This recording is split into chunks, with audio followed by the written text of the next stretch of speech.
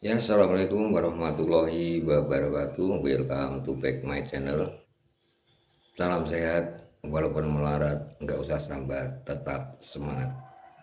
Pada video kali ini kita akan menyaksikan obrolan Bang James Bilo dengan Bung Roy Gerung. Tidak usah berlama-lama, kita tonton videonya. Bung Rocky, Ya, kita kan semua tahu bahwa belum lama ini Pak Prabowo sebagai Presiden Republik Malaysia telah membentuk kabinetnya. Bahkan beliau telah mengumumkan menteri-menterinya sebagai pembantu beliau untuk mengurus tugas negara dalam 5 tahun ke depan. Pendapat Bung Rocky? ini kabinet yang didesain untuk menghasilkan peradaban baru. Dan itu baru topnya, belum walknya. Oke. Terus? Prabowo ingin kasih kesan bahwa kabinet ini akan diurus secara konseptual. Jelas. Tapi saya perhatikan, oh ya, tapi itu pakar-pakar yang saya nggak tahu konsultannya dari mana dapatnya tuh kan. Ada pakar politik internasional si siapa namanya itu, Warni, iya itu, yang sebetulnya dia punya desain. Dulu saya belajar politik internasional tuh. Orang ini dia bagian dari satu mazhab yang disebut kaum realis. Ya. Prabowo ingin kasih citra di depan, tetapi dia nggak mau ambil konsekuensi. Citra itu juga mesti dipakai untuk mengevaluasi menteri-menterinya. Itu. Bung Rocky, kan semua menteri-menteri itu sudah diberikan pembekalan oleh Pak Prabowo sewaktu di Hambalang. Oke. Intinya, kabinet yang dipimpin oleh Pak Prabowo ini akan diurus secara konseptual.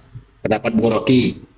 Oke, itu permulaan yang bagus untuk memberatkan bahwa kabinet memang harus diurus secara konseptual. Secara konseptualnya selesai, lalu dilatih mentalnya di lembah tidara. Itu juga semacam kejutan awal. Ya, tapi kan Pak Prabowo sudah pernah menekankan kepada menteri-menterinya sewaktu sidang kabinet pertama. Beliau mengatakan bahwa kalian hanya akan diandalkan jika kalian pro kepada rakyat. Pendapat Bung Rocky? Kan semua itu semacam kegembiraan awal.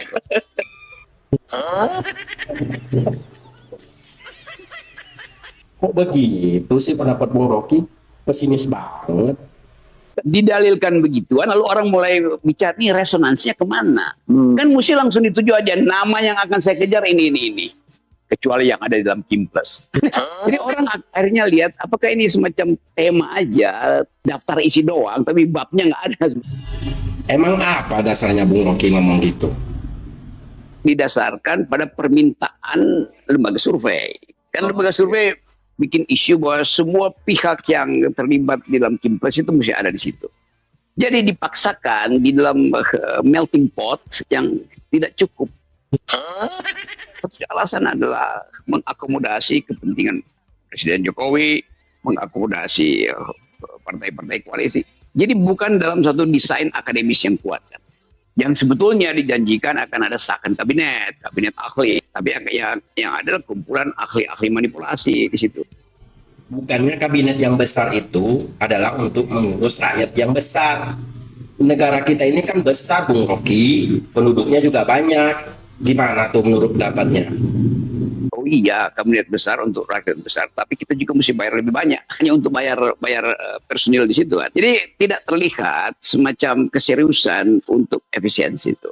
Dari awal kabinet ini boros secara politik dan boros secara anggaran. Wah, parah nih orang. Udah kita ganti tema aja. Oh iya. Sekarang saya mau nanya tentang IKN aja. Menurut Bung Rocky, apakah di era Presiden Prabowo ini IKN itu akan diteruskan apa dibatalkan? Pendapatnya? IKN akan dirubah Prabowo jadi ini karya nihil. Namanya istilah itu. Istilah ekonomi apa? Forecasting gitu kan. Bahwa ini lebih baik dibatalkan sekarang daripada APBN itu dipakai terus-menerus sampai habis. Saya sangat tidak setuju dengan pendapat Bung Rocky soal pembatalan IKN. kita lihat bahwa di video yang terbaru di situ dikatakan bahwa Presiden RI Prabowo Subianto akan meresmikan Istana Garuda di ibu kota Nusantara. Ayo. Don't you want me like I want you, baby? Don't you need me like I need you? Crazy, all you gotta do is Istana Garuda!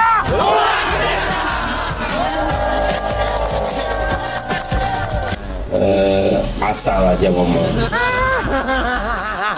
Sekarang masuk ke segmen terakhir. Tadi kan kita sudah bicara banyak tentang postur kabinet, tentang IKN, dan sekarang saya mau menanyakan langsung yang berhubungan dengan Bung Rocky. Satu kata yang menggambarkan peran Bung Rocky untuk negara ini apa? Gagal. Loh, kok gagal? Katanya si paling segalanya, paling pinter, paling jenius, akal sehat dan sebagainya. Tapi kok jawabannya gagal sih?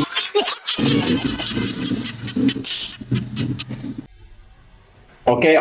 Tadi kan satu kata nih. Nah kalau dua kata gimana? Gagal beneran. Gagal beneran.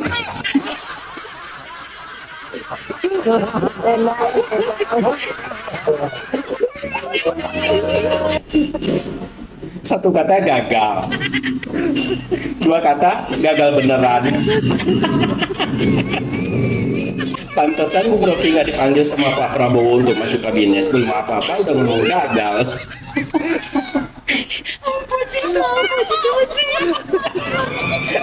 Udah.